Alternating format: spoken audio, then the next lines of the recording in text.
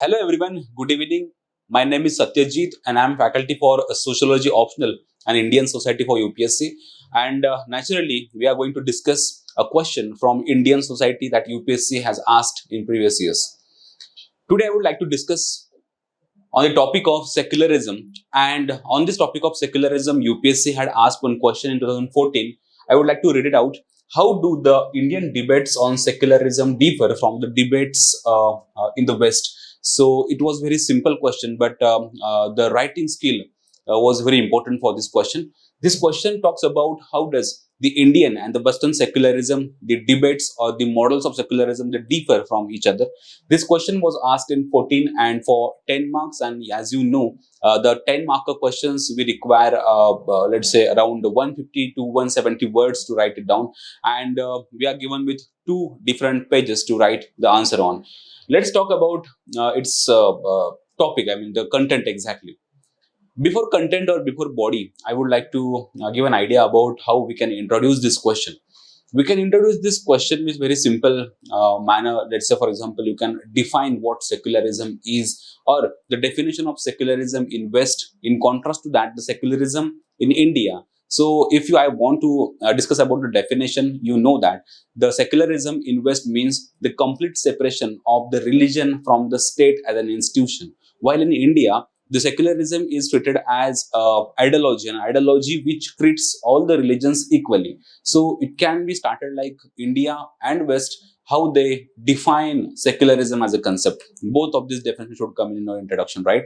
Now let's talk about the body part. I have given six different parameters on the basis of which we can differ the Indian model of secularism from the Western model of secularism. I would like to start with firstly the historical background, the idea of secularism, where it got originated. In West, I would like to start with first India. Okay, in India, historically, the secularism is considered as a principal distance, an ideology which principally distance the government from the religious institutions. That means that your government cannot directly interfere with the religious matters all the time, but it is placed at a safer distance from the religion. That means the government can interfere in the religious matters, religious affairs, or superstitions or ill practices whenever necessary. So, the principal distance is one parameter, one philosophy on the basis of which historically the Indian secularism has developed.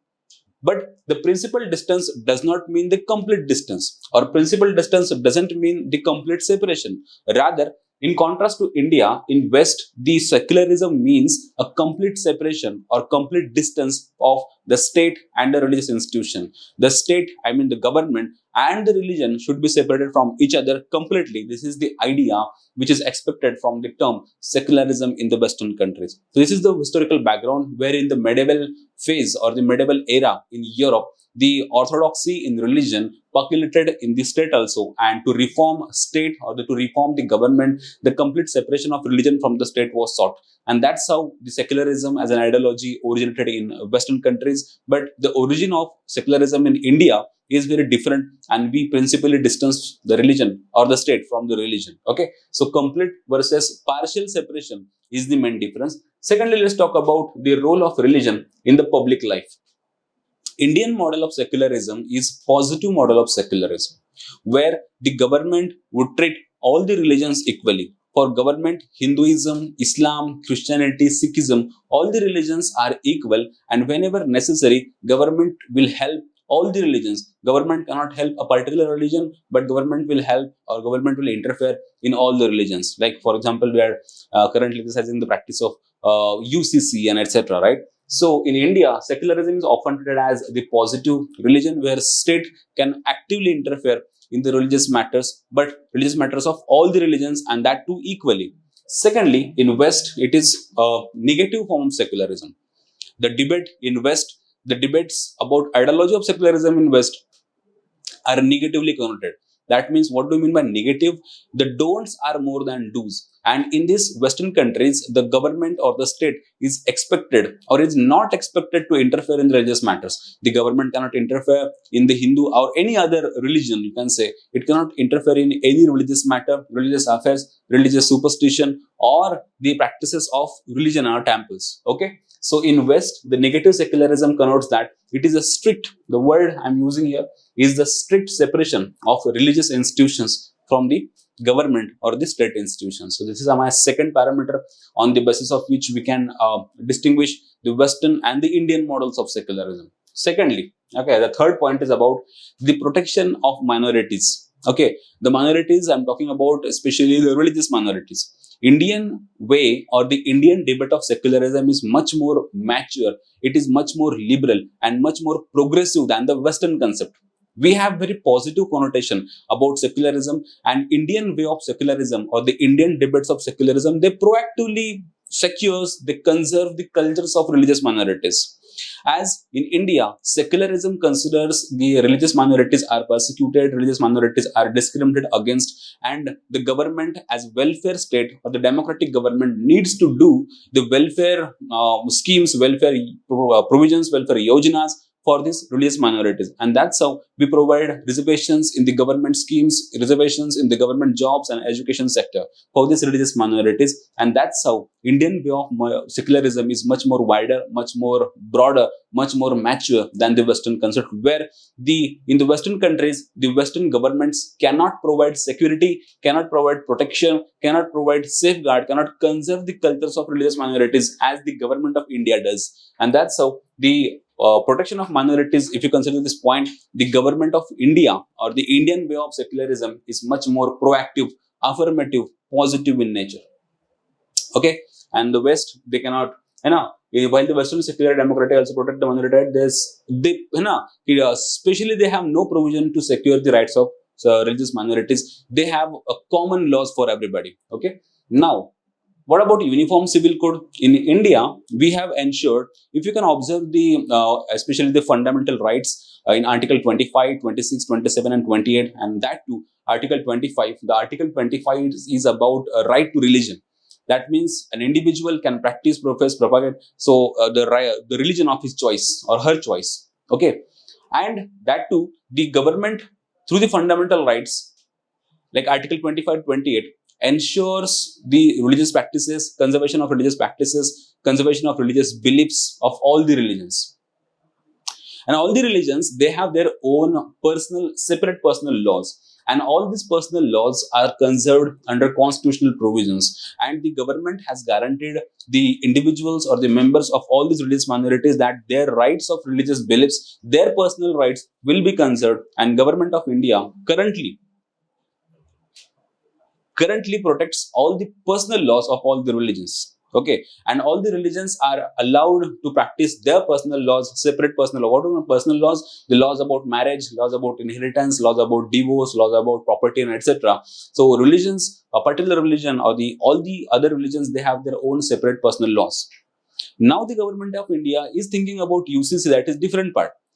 That is going to happen in future, but currently, by the time the question was asked, the UCC, Uniform Civil Code, actually there is need, and the government of India is thinking about Uniform Civil Code. That means we have separate personal laws. But in case of Western countries, they do not have the separate personal laws. They have single common set of personal laws, so they do not need Uniform Civil Code. And that's how government of India is different than the Western countries in regard to the Uniform Civil Code. What about the religious symbols and practices? Just a few days back, we celebrated Ganpati Utsav and Eid and all on very large scale, that too on the public places like roads and etc. The simple question is that, can religious institutions or can religious groups or individuals celebrate their religious festivals on public places? Is it secularism? Yes, government of India is currently grappling with the issue. Can the religious practices be celebrated on the personal space of colleges or hospitals or any public places, right? So this is the undergoing debate in Indian model of secularism. Can religious festivals be celebrated on the public places? But in the Western countries, it's not like that. The public places are completely immune from the religious practices, religious festivals, and etc. And that's how, if you consider this point, the government of Western countries cannot allow to celebrate the festivals on the public places like Indian government does, right? Let's talk about the context of pluralism. In India, the Indian way of secularism is very mature, as we talked about. The Indian way of secularism actually entertains and accommodates tolerates, I would like to add one more point to it. The Indian way of secularism tolerates and accommodates different cultures of different religions. And as you know, India is a religiously plural country. India is the birthplace of four major religions in the world, like Jainism, Buddhism, Sikhism, and Hinduism. All these major religions which are practiced in the world, they have taken birth on the Indian soils, Indian land.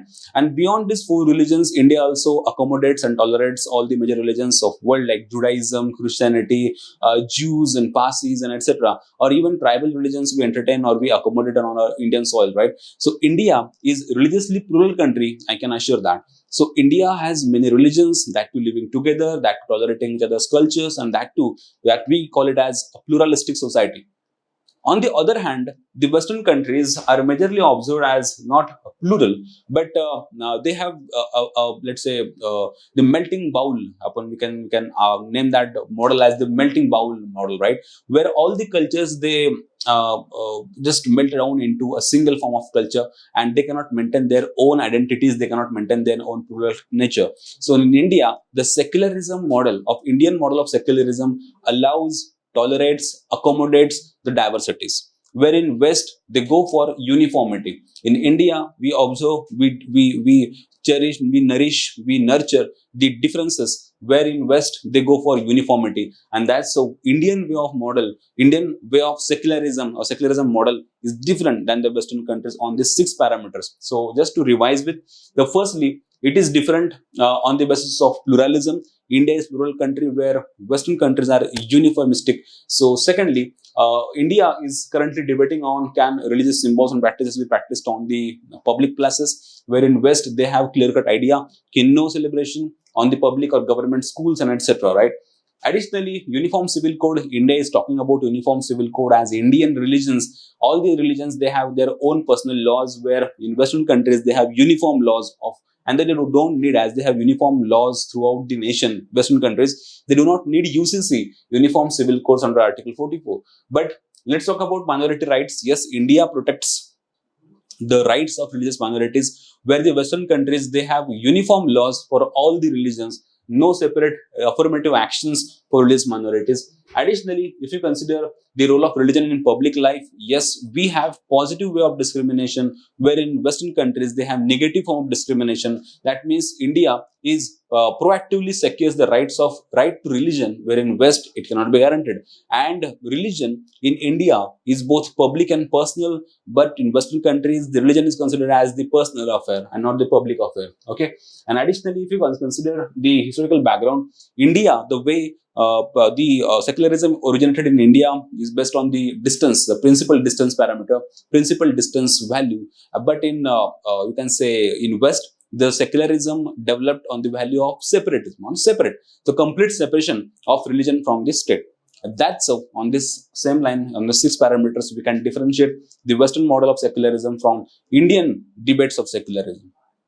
And lastly, we can conclude how Indian way of secularism is much more important, much more relevant, much more positive. And in conclusion, we can provide that India can become, let's say, a lighthouse in consideration with the secularism model throughout the world. And the other Western countries and all the other nations throughout the world can take many learnings from many lessons from the Indian way of secularism, where we cherish Vasudhaiva Kutumbakam and Atiti Deva Bhava.